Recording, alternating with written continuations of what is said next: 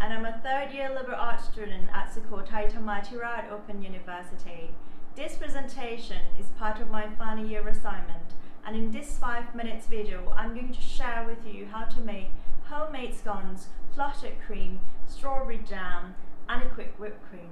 They're very easy to make, and I'm sure you're going to love the recipes. Let's get into it. First, let's start with strawberry jam. You can use fresh or frozen strawberries, and in this recipe, I'm using 250 grams of frozen strawberries, 50 grams of sugar, and a teaspoon of lemon juice. Combine everything and set it aside until the strawberries are soft, and slice them up into smaller pieces. Bring it to cook in a medium heat pan and keep stirring until it becomes nice and thick. To see if the jam is ready, just put a small drop of the jam onto a cold plate. If it sits, then you know that your jam is good to go. Let it cool completely before keeping in the fridge. Next, we're going to make clotted cream. I'm using 1 liter of heavy whipping cream with 38% fat content. The higher fat content, the more clotted cream you're going to get.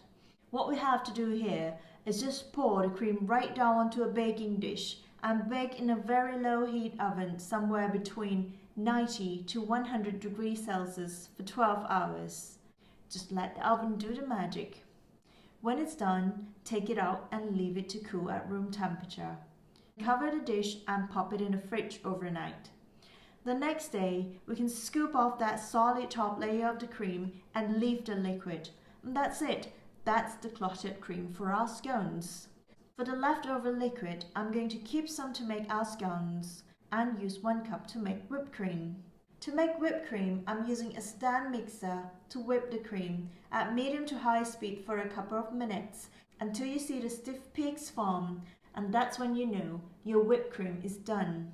Now, let's make our scones. I'm using 1 cup of all-purpose flour, 2 teaspoons of baking powder, and a pinch of salt. Give it a quick whisk to combine and then add in 3 tablespoons of cold unsalted butter. What we need to do here is to rub the butter with our fingertips and palms.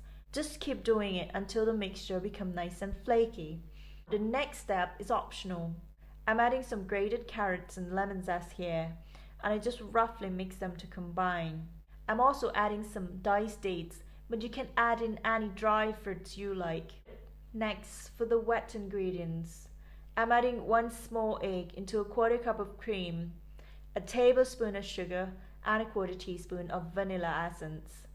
Give it a quick stir and pour it into our flour mixture.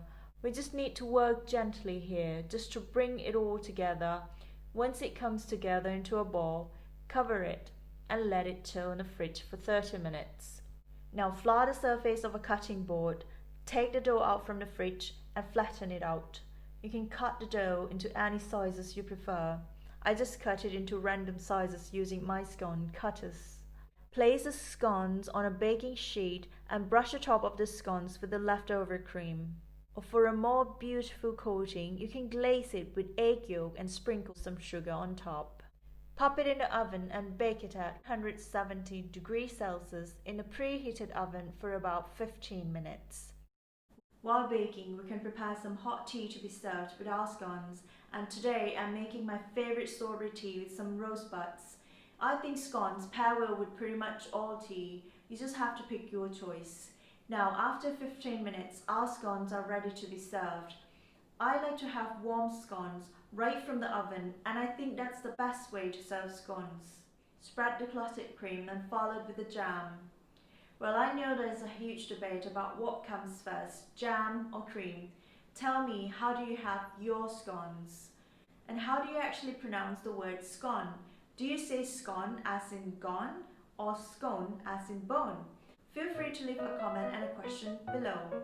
I hope you enjoyed this video, and thank you so much for watching.